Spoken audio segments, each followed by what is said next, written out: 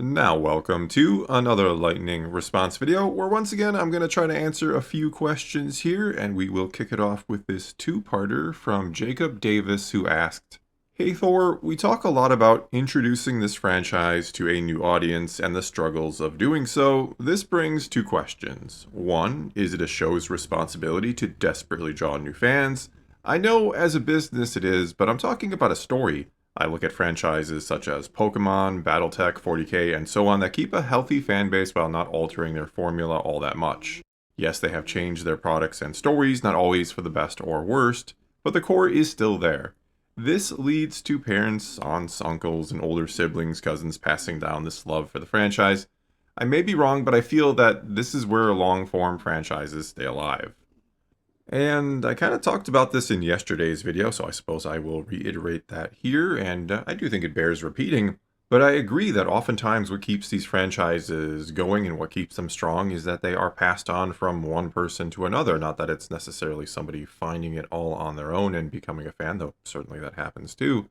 But I talked in yesterday's video about how I think these companies who do own franchises like Star Wars or whatever it might be, how they want to constantly expand, which you can understand. Of course, you bought Star Wars, you bought Lucasfilm to make as much money as possible from it. I don't begrudge them that. I understand that. I get how business works.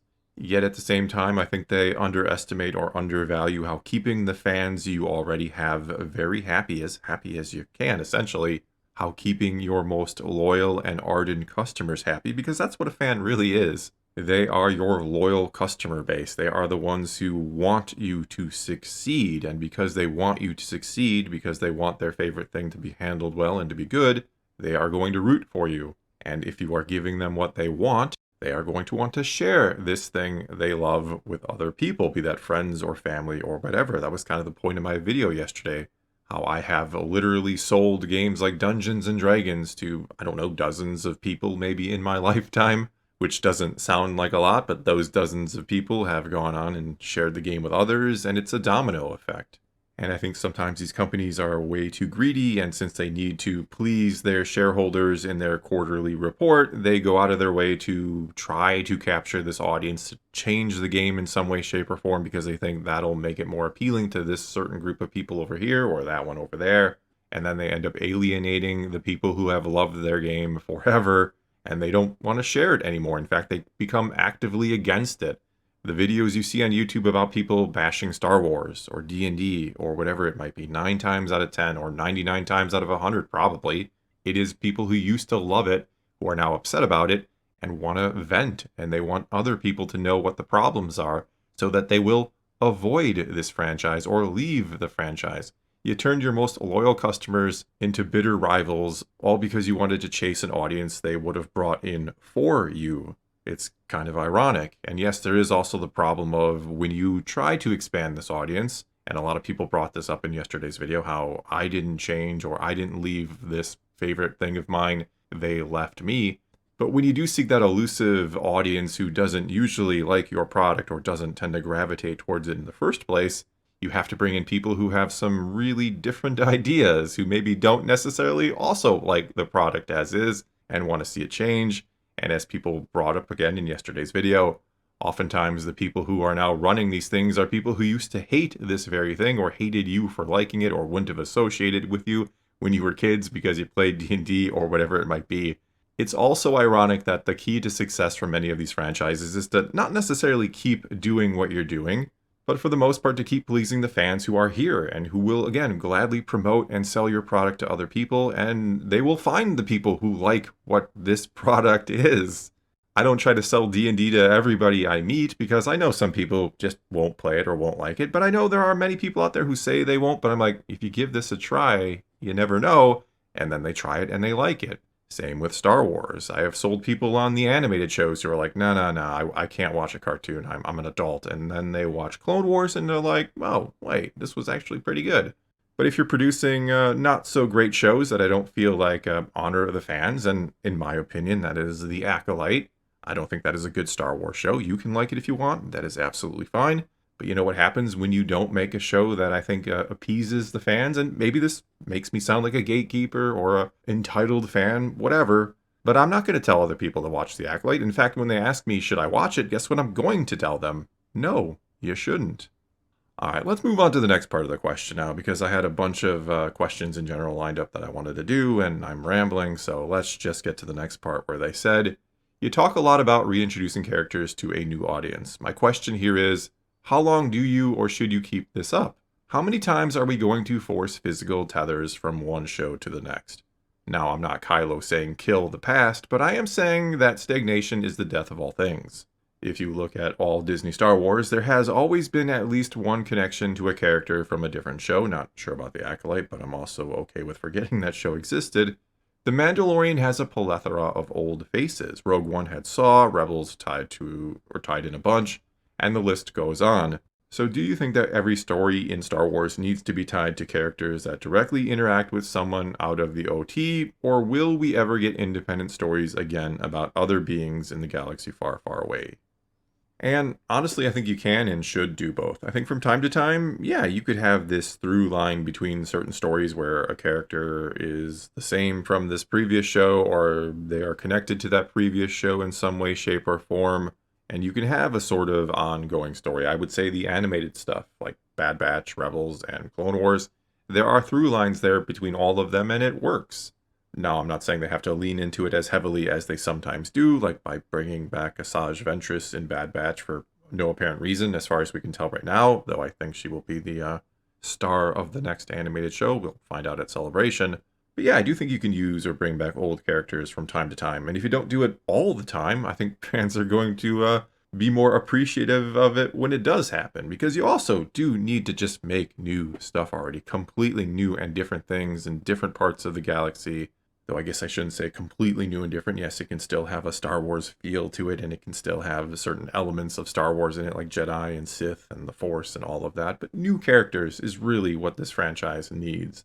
I think one of the reasons so many appreciated Season 1 of The Mandalorian was it was all new characters. Yes, there was a Force-using Yoda creature in it, but for the most part, it was all new and different. And again, people seem to like that. And then in Season 2, what happens? Well, you bring in Boba Fett, which, sure, that's cool.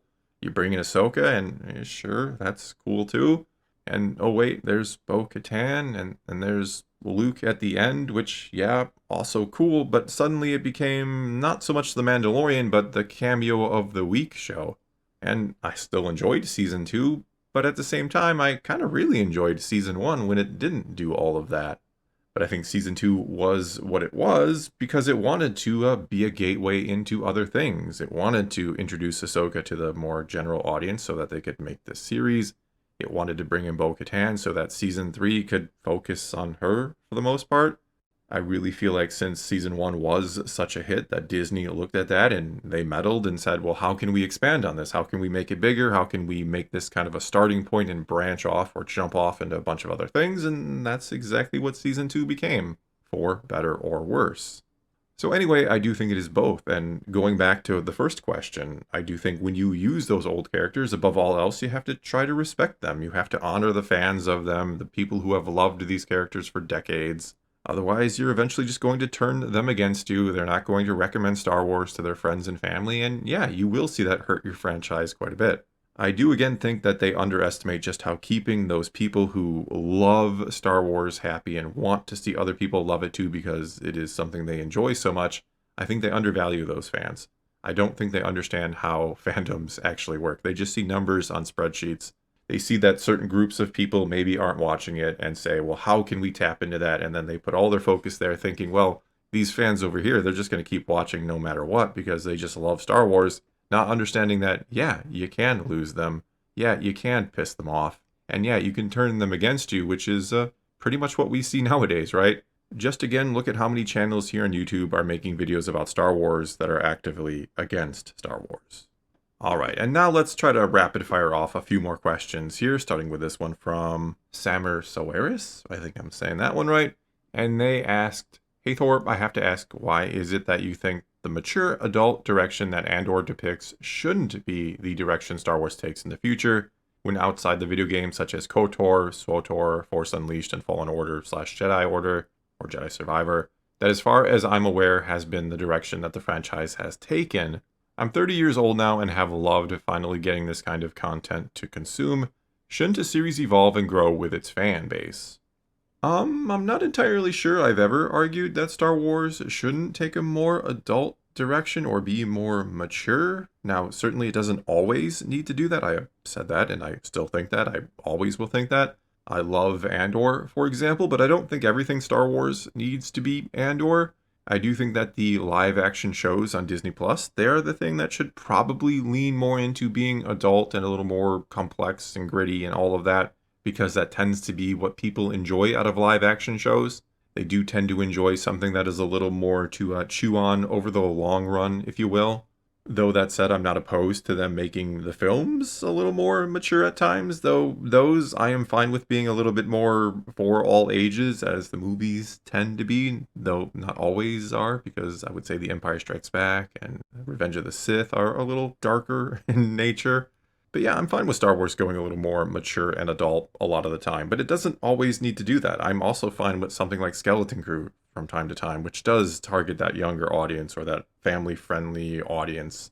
That can be something that a parent sits down with their kids and watches and enjoys and brings them into the franchise, like we were talking about before. I think Skeleton Crew is a great gateway into Star Wars, and once you're here and once you've been a fan for decades, and like you said, you're now in your 30s, yeah, things like Andor are probably, or possibly, more your style now, and that's fine. Make that too. But don't forget that, yeah, Star Wars can also be appreciated by younger viewers, and, you can make things to ease them into the franchise as well. Okay, now we move on to this question from Callum Quinn Creates, who asked, Hey Thor, if you could have your dream animated Star Wars show announced at Celebration this year, and be sure it's good, what would it be? Mine is a Mando era series about Han, Luke, and Leia rebuilding the Jedi/Republic. And as long as it were good, as you promised it would be here, something like this would be pretty high on my list, actually. Something in the Mandoverse time period with Han, Luke, Leia, Lando, Chewie, and everybody else.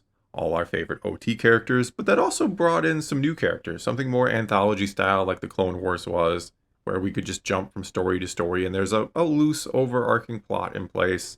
Something like that I think would be really cool, and yes, I know all roads lead to the sequel trilogy. That's a huge problem. That would be a dark cloud hanging over a show like this for many people. But again, as long as it's good and enjoyable and honors and respects these characters and doesn't try to be a setup for the sequel trilogy, I think this would be cool. I think this would work. Again, a lot of people would skip it because they don't want to see it lead to the sequels, and I get that. But I would love to see these characters just one last time together as they were meant to be, I would argue, and that we didn't get to see in the sequel trilogy. We didn't get to see them all come together and do one final heroic act together. So for me, as someone who just loves these characters and just wants one more, I don't want a ton of them. I don't need like this to be a 10-year series or to branch off into other series with these characters. I would take one more cool final adventure with these characters together. I think that would be fine and was what I wanted to see in the sequel trilogy. All right, and now two final questions here that kind of go hand in hand. The first one comes to us from Smokey McPoodles, who asked, Hey Thor, have you ever tried playing or running a Star Wars role-playing game? You have an extensive knowledge of Star Wars lore, a creative imagination, years of experience DMing Dungeons & Dragons, and a vast interest in fantasy and telling your own stories in the Star Wars universe. There are 3 Star Wars role-playing games that have been published. The oldest and one of the best is the West End Games D6 system that released back in 1987. That game system and the additional Star Wars lore that it literally created was utilized by Lucasfilm and authors like Timothy Zahn when he wrote the Heir to the Empire book trilogy. The more recent Star Wars role-playing game systems is Fantasy Flight Games' Edge of the Empire and Age of Rebellion and Force of Destiny, or Force and Destiny game lines. This system is incredible and got me back into role-playing games after a decade hiatus. Was wondering if you have tried these or were thinking of trying them. And I have never played a Star Wars role-playing game for one simple reason, and that is because nobody wants to play with me. All of my friends and family, outside of my wife, who knows and loves Star Wars as much as I do, all of them are, I guess, intimidated to play Star Wars with me, because they think I'm just going to go all in on the lore and make it all very confusing and complex, when I would ease them into it. I've told them I would ease them into it. But they don't want to play Star Wars with me. They think it's just going to be too much and too confusing, and plus they love D&D. They love more fantasy-style RPGs. They love Dungeons & Dragons. So I have yet to ever play a Star Wars role-playing game, though I am certainly open to it if I could find the right group of people.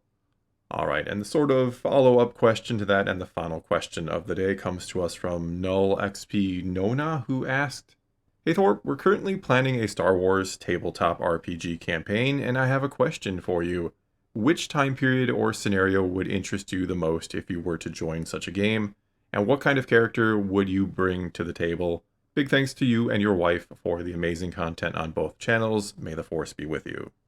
What period would I want to go to or play, and what kind of character would I make? I would probably go Old Republic because it seems just to be the most interesting if you wanted to play Star Wars in a manner of speaking, with all the Sith and all the Jedi and just all the intrigue.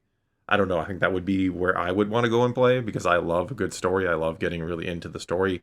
And I would probably play a Wookiee Jedi, a big Wookiee Jedi, just a massive Wookiee Jedi with a giant lightsaber, because I tend to play melee characters with big hammers and stuff whenever I get the chance to play D&D, which isn't often, or I'll play a paladin or something like that, a very noble character who just likes to get in there and protect the innocent and the weak, who likes to pretend he's a Jedi. So I guess I have kind of played a Star Wars character before, it's just not in Star Wars itself. So yeah, I would go Old Republic era, and I would play a Wookiee Jedi. That's what I would do. Alright, well that is going to be all I got for you this time. Now it is your turn. Take to the comments below. Tell me what you think about anything and everything I had to say here, or give your own answers to any of these questions, or ask a question for a future lightning response video. You just start your comment off with, Hey Thor. I try to answer it in a future video, and I say try because there's always so many, and I always feel bad I don't get to do more. But anyway, leave those questions and comments below. Let's talk some Star Wars, and until next time, thanks for watching.